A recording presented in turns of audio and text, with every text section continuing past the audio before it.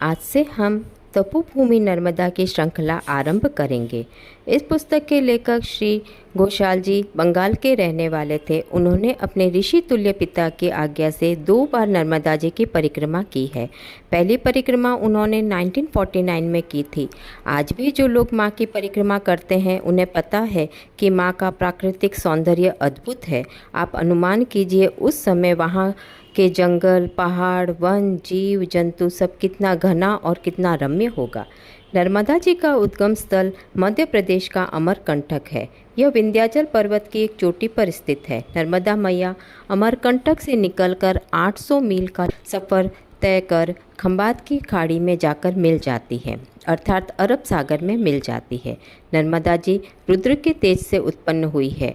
नर्मदा शिवजी की मानस पुत्री है।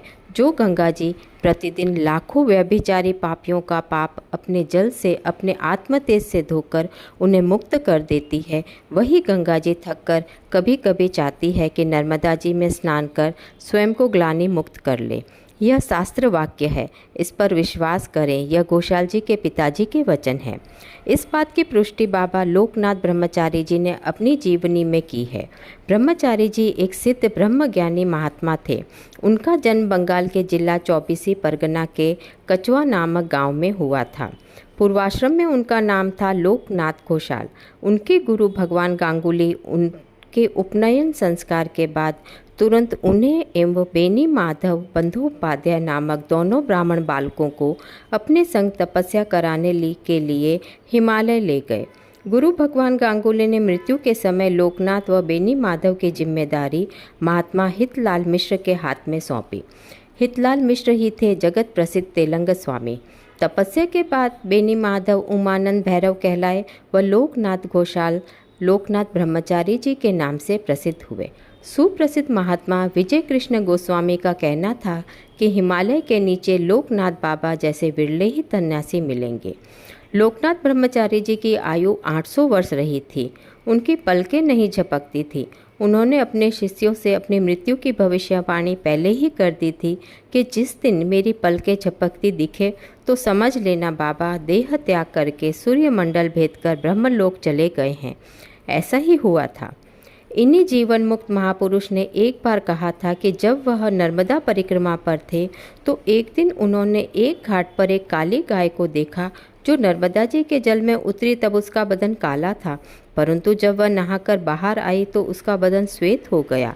इस रहस्य को जानने के लिए बाबा ध्यानस्थ हुए तो देखा वह कृष्ण गाय और कोई नहीं स्वयं माँ गंगा थी। माँ नर्मदा जी की महिमा अपार है। अगर एक बार कोई मैया के सानिध्य में रह जाता है तो बस फिर वह माँ का ही हो जाता है। इस बात की पुष्टि श्री गंगाधर जी के जीवन से होती है। श्री गंगाधर चटर्जी बैरिस्टर थे। उनकी वकालत बहुत अच्छी चलती थी। एक बार वह अस्पताल में भर्ती अपने मित्र को देखने पेंड्रा रोड गए। पेंड्रा रोड अमरकंटक से 14 मील की दूरी पर था। उन्होंने सुना कि त्र्यंबक बाबा जो एक सिद्ध योगी है वह हजारों साधुओं की जमात लेकर नर्मदा परिक्रमा की तैयारी कर रहे हैं। वह अमरकंटक से शुरू होने वाली है। बैरिस्टर साहब यूरोप की सभ्यता में पले बड़े थे। सूट बूट व होठों में पाइप दबाकर वह भी साधुओं के जुलूस को देखने अमरकंटक पहुंच गए। यात्रा शुरू होने के पहले रीति के अनुसार नागा साधुओं ने सबसे पहले शिवजी की पूजा की और नर्मदा जी की पूजा करके ऊंचे स्वर में जय नर्मदे माई की जय, नर्मदे हर की धुन के साथ यात्रा आरंभ की। अचानक गंगाधर जी को क्या हुआ, वह भी उन साधुओं के साथ यात्रा में निकल पड़े। जहाँ साधु मैया में डुबकी लगाते वह भी सूट बूट सहित डुबकी लगा लेते। पता ही नहीं चला कब टाई बूट कोट का माँ में विसर्जन हो गया। वह गंगाधर केवल पतलून में आनंद से माँ की परिक्रमा करने लगे और अरब सागर तक पहुँचते पहुँचते तो उनके गुरु त्र्यंबक बाबा ने उन्हें दिगंबर जी का नाम भी दे दिया। ऐसा है माँ नर्मदा जी का प्रभाव। नर्मदा मैया वैराग्य की देवी है। नर्मदा अर्थात नर्मन ददाती, माँ आनंद को देने वाली है। घोषाल जी ने मैया की परिक्रमा 2 बार की है।